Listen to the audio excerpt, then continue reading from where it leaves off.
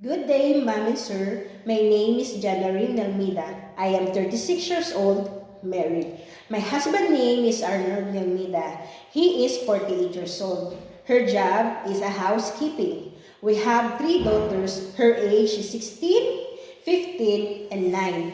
My mother's name is Abelina Pateño.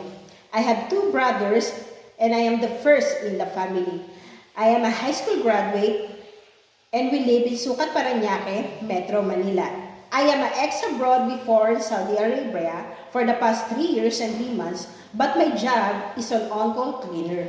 And also here in the Philippines, I am domestic helper for the past 2 years, started date of June 2022 and July 2024. I serve 3 people, 2 adults, and one 8 months old baby.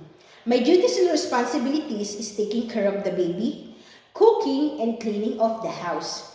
I am a hardworking person, patient, kind, and trustworthy.